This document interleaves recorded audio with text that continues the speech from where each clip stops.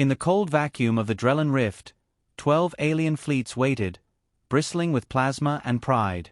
They thought humanity was cornered, contained, irrelevant. Then a soft human voice crackled through the comms. "Good evening, ambassadors. I believe we have a small misunderstanding to clear up, preferably before tea." In the Drellin Rift, 12 alien fleets waited, teeth bared and shields humming. Warships bristled across the void, a spectacle of color and menace. Vraxan bladeships, Trinari node cruisers, Gulvik bulk cannons, all locked in formation around a single, unassuming human diplomatic vessel. The human ship didn't even have visible weapons. Just polished hull plating, dim navigation lights, and a name etched in outdated Terran script, UESS Kindness. Aboard the bridge, Captain Elara Quinn sipped chamomile tea. The comms buzzed to life. "Human vessel, this is High Commander Vorth of the Unified Coalition. Power down your systems and prepare for boarding." Elara gently set down her cup. She wore a gray uniform without insignia. Her hands were gloved, her posture relaxed, eyes warm. And when she spoke, her voice carried that most disarming trait of her species, calm courtesy. "Commander Vorth, I do appreciate the directness. However, I must decline your offer to be boarded. Not today." A pause. Then laughter, snarling, guttural Vraxan laughter, followed by Gulvik squawking in mock surprise. Somewhere, a Trinari swarm node calculated odds and found none worth worrying about. Vortha's voice returned, laced with contempt. "You are surrounded by over 9,000 warships. What exactly do you imagine you're declining?" Elara stood and walked toward the viewport, her boots silent. Outside, her tiny vessel drifted like a pebble beneath an avalanche. She smiled faintly. "You've misunderstood the situation. You believe we're trapped here with you. I assure you, Commander, it's quite the opposite." Vorth snarled. "Enough of your human riddles. You disappeared from the galactic stage 2 centuries ago. Hid behind trade deals and peace treaties. Cowards wearing diplomacy as armor." Elara's brow rose. "We've been polite, not absent. But I understand how easily some confuse the two." She reached for the console and activated wideband broadcast. All 12 fleets heard her next words. "To the assembled commanders of the Unified Coalition, this encounter is regrettable. We arrived to negotiate resource sharing on neutral terms. You responded with weapons. Humanity, as always, prefers peace. But we do not require it." The alien fleets began posturing. Gulvik gunners charged proton lances. Vraxan bladeships rotated, prepping their infamous fusion shears. A Trinari observer whispered across its hive mind. "Human arrogance detected. Action required." Back aboard the Kindness, Elara remained serene.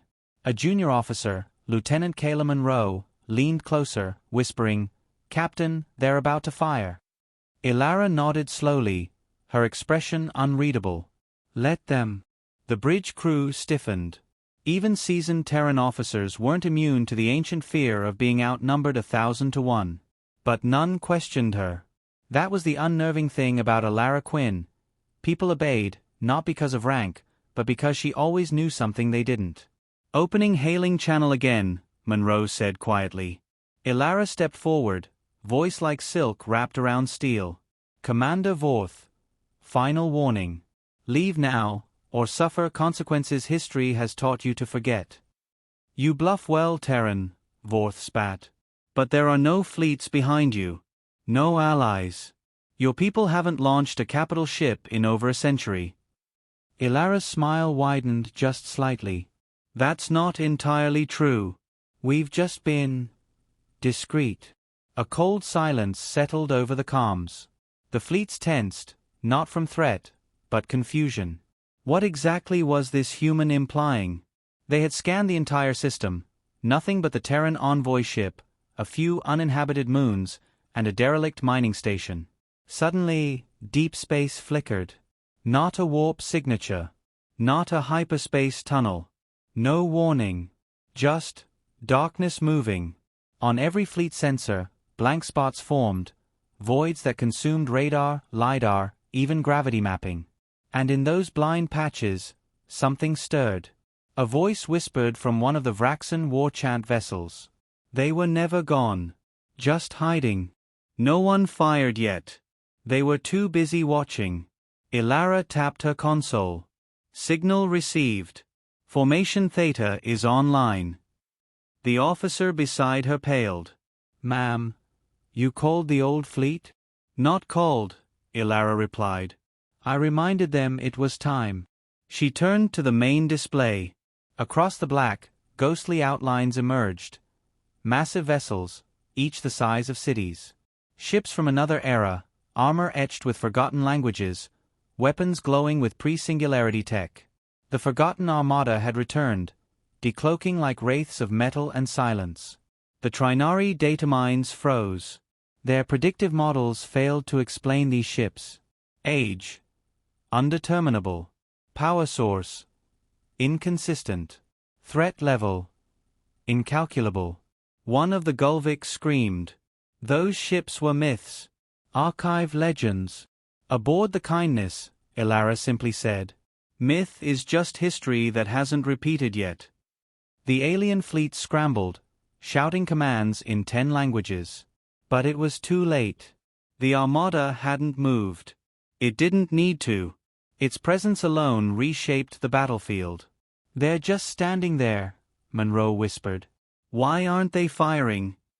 Ilara stared at the screen. Because they want the galaxy to see who they're dealing with. And because we're still being polite. And just like that, the Drellin Rift, once a trap set for a lone Terran envoy, had become the stage for humanity's return. One Vraxan ship powered down and fled. The rest hesitated. Ilara sipped her tea once more. Now then, Commander Vorth. Shall we talk? The Drellin Rift had gone silent. No one fired. No one moved. No one even breathed, except the humans, and they were oddly calm about the impossible. The forgotten Armada now loomed across the system. 22 massive vessels, ancient and cold, yet unmistakably alive. Not in the biological sense, though some scanners suggested otherwise, but alive like a storm, or a fault line waiting to rupture. Commander Vorth of the Unified Coalition was no coward, but as he watched the Kindness hover between his ships and the fleet of legends, he felt something foreign tighten in his chest, uncertainty. His second-in-command, a skittering ZYYTH tactician, leaned toward him. Sir, our threat analysis protocols are stuck in recursion. The Terran vessels aren't matching any known class. Vorth bared his teeth. They're old. That's all. Museum ships. Terran theatrics.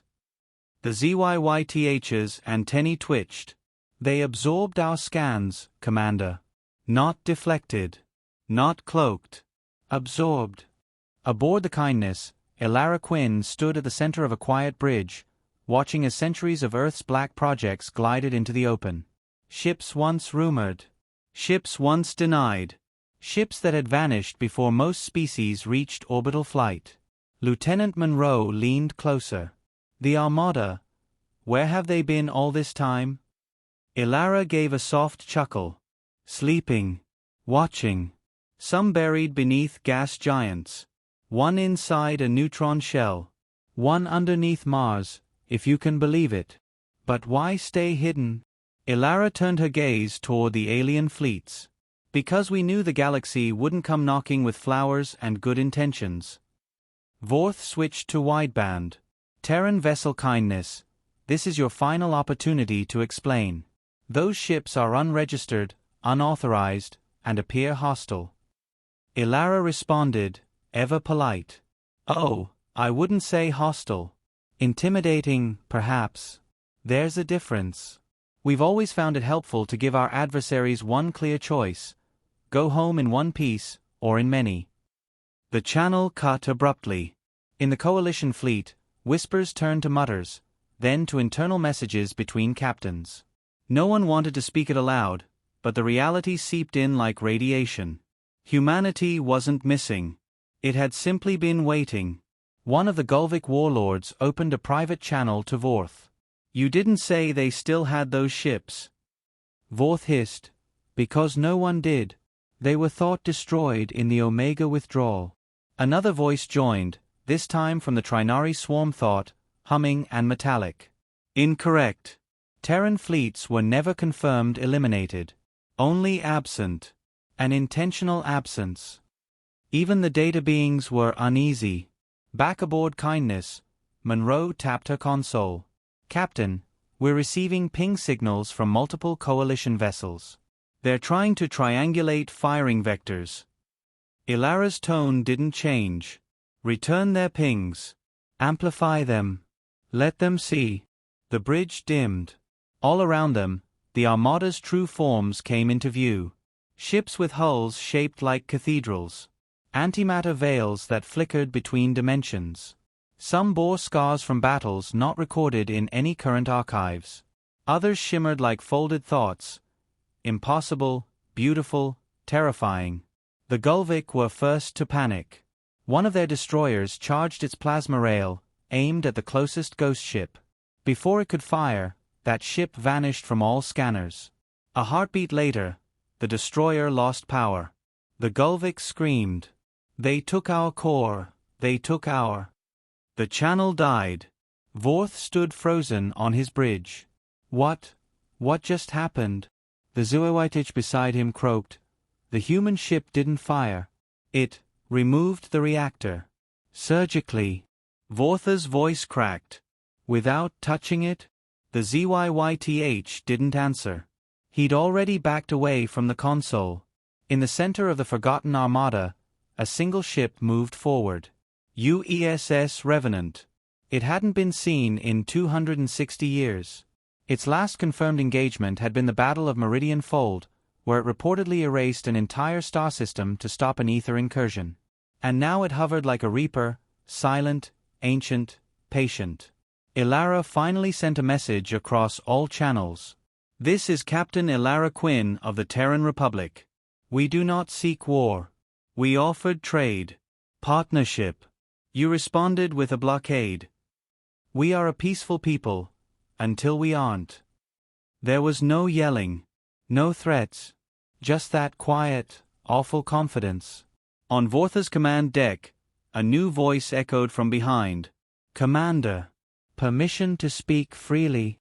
It was one of his senior advisors, an elder of the Aluron caste. Eyes dark with worry. Go on, Vorth muttered. The Aluron took a deep breath. The humans, they aren't diplomats. They're apex predators practicing restraint. And that restraint, Commander, is wearing thin. Vorth swallowed hard.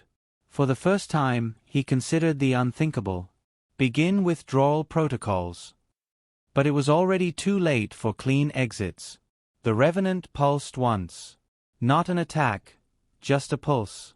Every coalition warship's NAV systems restructured themselves. Coordinates scrambled. Orientation inverted. The ships began drifting into each other, helpless. Ilara spoke one last time, softly, like a lullaby laced with arsenic. You brought 1,000 knives to a game of fourth-dimensional chess. She leaned back in her chair. Let's give them an exit. One jump corridor, wide enough for their fastest ships. Monroe blinked. We're letting them go? Ilara turned, eyes unreadable. Of course. Terran kindness is never fake. Just conditional. Within minutes, the rift became a blur of movement. Some coalition captains broke formation and ran. Others pleaded for clemency. Most never understood what truly happened, just that humanity had returned, and it had never truly left. As the remaining ships limped away through the human-created corridor, the Armada faded again. Not gone. Just hidden. Waiting for the next insult. Back on the Kindness, Monroe sighed, half in relief, half in fear. Why didn't we finish them off? Ilara stood, finishing her tea. Because if we had, there wouldn't be a galaxy left to remember why. She looked out the viewport. Let the myth grow again. Let it spread. It's better that way. Treaties are lovely things, until someone reads the fine print. The Coalition's High Assembly had gathered in an emergency convocation orbiting the shattered moons of Palin 6. Security cruisers ringed the station. Inside, tension was thick enough to slice with a rusted blade. Admiral Vorth, pale and quiet, stood before the Galactic Council like a man who'd just seen a ghost, and realized it was still angry. Humanity did not bluff, he said simply. There were no objections. The room, a mosaic of species, feathered, scaled, crystalline, sat in a collective silence. They arrived with ghost ships.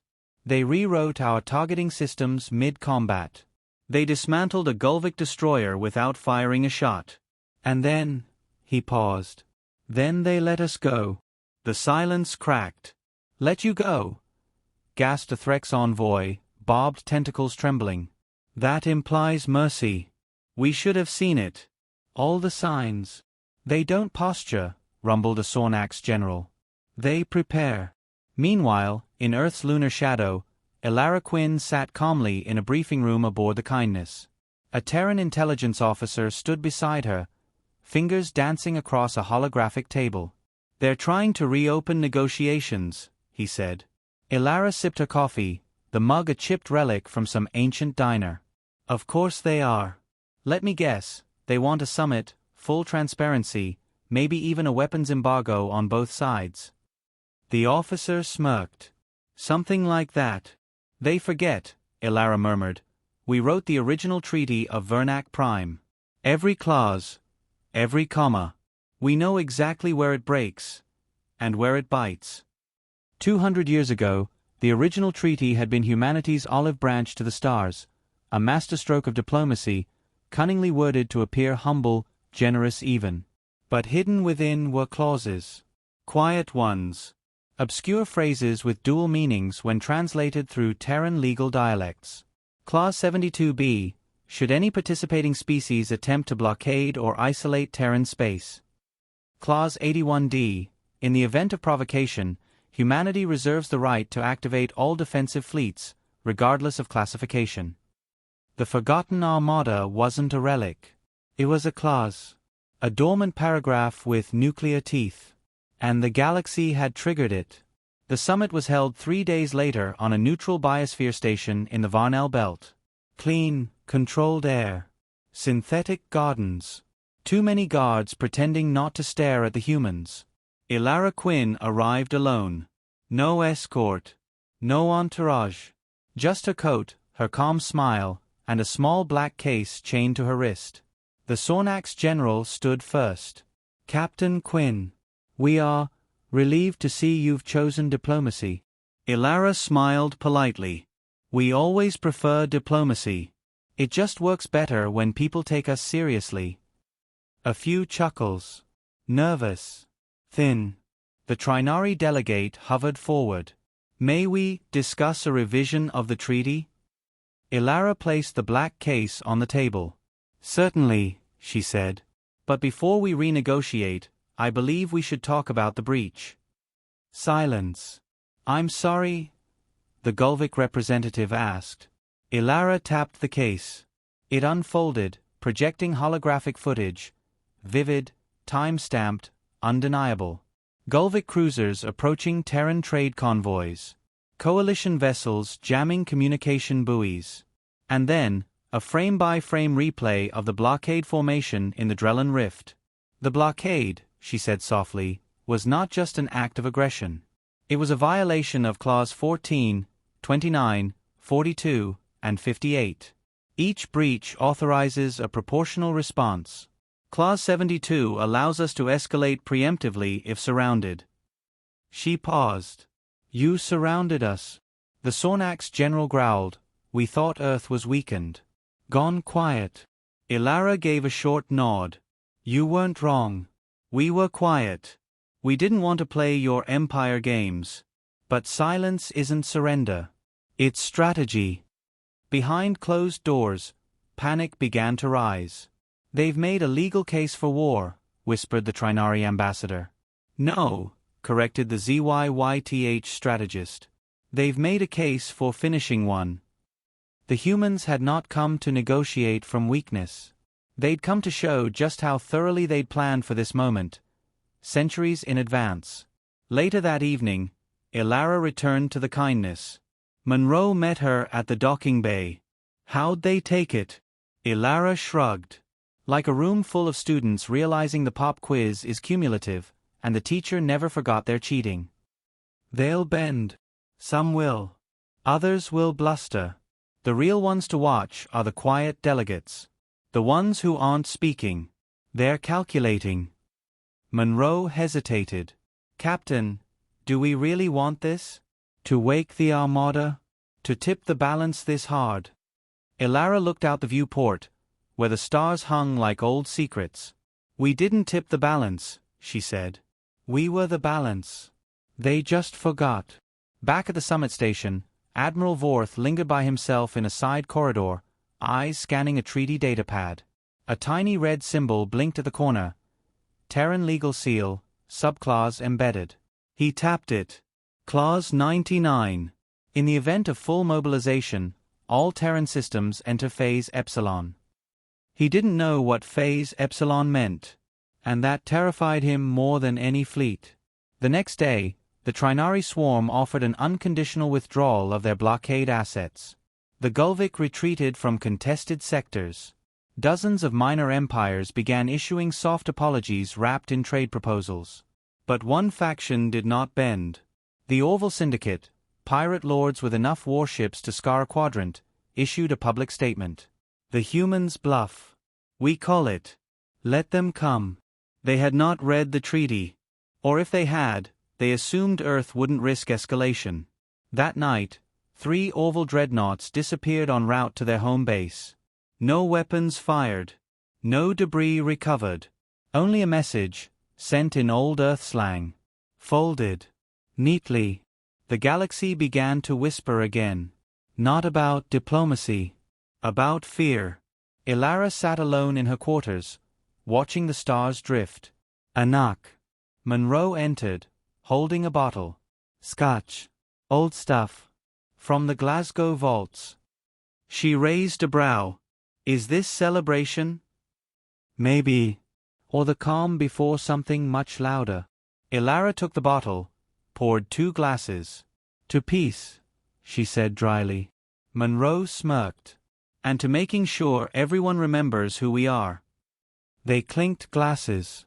The Armada hovered silently above, unseen by most. But not forgotten. Never again. The Orville Syndicate didn't send another message. They didn't need to. Their silence was louder than any threat. By the 4th day after the summit, 3 major sectors had gone dark. Communications dropped. Starports powered down. Civilian traffic rerouted away from previously bustling trade routes. Rumors followed like shadows. Cloaked ships, systems hijacked, ghost signals pinging ancient Terran frequencies. They're not retaliating, Monroe said grimly as he leaned over the holographic table aboard Kindness. They're preparing. Ilara stared at the rotating star map. Orville fleet clusters were shifting, dispersing, regrouping deeper into Syndicate territory. They're going to drag this into the gray zones, she muttered. Privateers, false flags, hit-and-run tactics. Just enough to muddy the rules and test our line. So what's our move? He asked. She looked at him, eyes steady. We bait the trap. Then we close it. They didn't send the full Armada. That wasn't necessary. Instead, Earth deployed a single, smaller fleet. Task Group Helix, 3 cruisers, 1 stealth carrier, and a command destroyer outfitted with 4th-gen Terran AI. But they didn't go after Orville's core. They headed to the Zarn Drift, a lawless strip of space filled with abandoned mining stations and forgotten satellites. The perfect den for pirates. And the perfect place to make someone feel confident enough to strike. Stage is set, said Lieutenant Sarin, her fingers moving across the console as the destroyer TSV Bastion slid into orbit. We're jamming civilian traffic signatures, making it look like we're limping from damage. Old weapons fire patterns seeded into the hull as visual bait. Broadcasting distress, added Monroe. Let's see who bites. They didn't wait long. A ragged but armed convoy emerged from a gas cloud within the hour. 10 ships. No ID signatures. No call signs. Just silence, and weapons locking. Aboard the Bastion, no one panicked. Instead, the crew remained quiet. Calculating. Waiting. Intercept in 47 seconds, Saren said calmly. They're deploying drones. Signal Helix unit to scatter, Elara ordered. Silent pattern. No lights. The human ships responded like predators in shadow, breaking formation with precision, fading from sight, becoming ghosts in the data. The pirates advanced toward what looked like a vulnerable command vessel alone in deep space. They never noticed the net closing around them. The first Orville ship vanished mid-charge.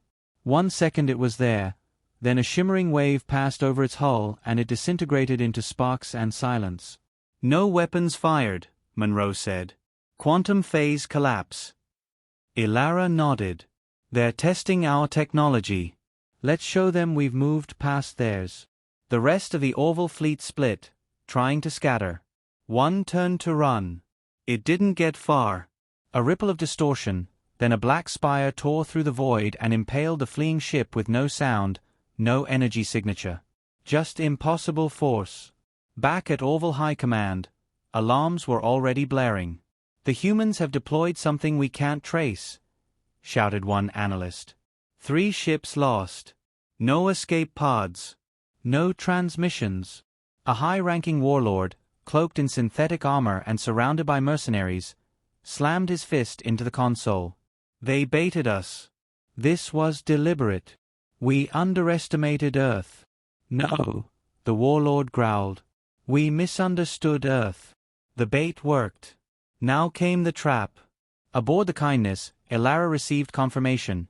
The Orville Syndicate had mobilized their second fleet, roughly 80 vessels, heading toward the drift to suppress Terran escalation. But Earth didn't meet them head-on. Instead, they activated the Rook Protocol. Across 3 sectors, old Terran satellites, seemingly derelict for decades, lit up in perfect synchronicity. They weren't comms relays. They were anchors. Suddenly, space itself distorted. Mass fields shifted. Gravity wells bloomed into existence like blooming stars. The Orville fleet, mid-jump, dropped into reality, disoriented, scattered, and vulnerable. That's the trap, Monroe whispered. They don't even know where they are. Elara stood. Deploy the mirrors. Hundreds of silver panels burst from hidden stations nearby, solar mass decoys programmed with full Orville fleet signatures, designed to reflect, mislead, and confuse targeting systems. As Orville sensors lit up, the false readings overwhelmed them. Every ship they locked onto was a ghost. And that's when the Armada decloaked. Not all of it, just enough to make a point. 9 capital ships, ancient and angular, each bearing the old Earth insignia, a broken circle surrounded by teeth. They didn't broadcast warnings. They didn't need to. The Orville fleet panicked. Half broke formation. A quarter tried to surrender. The rest opened fire in desperation. But nothing hit. Terran vessels shimmered like mirages, absorbed energy, redirected impacts. And then, at the signal, fired once. Just once. 9 precise shots. 9 implosions. The battle ended in 3 minutes. At the Coalition's War Council, the footage was already playing. Admiral Vorth leaned forward, eyes wide. That was a warning shot. They want us to know, muttered the Trinari envoy, that they could do this anywhere. The Sornax general, ever the pragmatist, sighed. We have 2 options. Realign our treaties to Terran oversight, or prepare to be quietly dismantled. Later, on the deck of the Kindness, Elara watched the stars rotate again. Monroe joined her. The Orville Syndicate just issued full surrender. With reparations. She didn't look surprised. They thought we'd go for conquest. But we just wanted one thing. Respect. No, she said. Memory. He frowned. Memory. She turned. They forgot what Earth is. What we built. What we buried beneath treaties and silence. They thought we'd gone dormant. She looked up at the sky, calm as ever. But we were never asleep.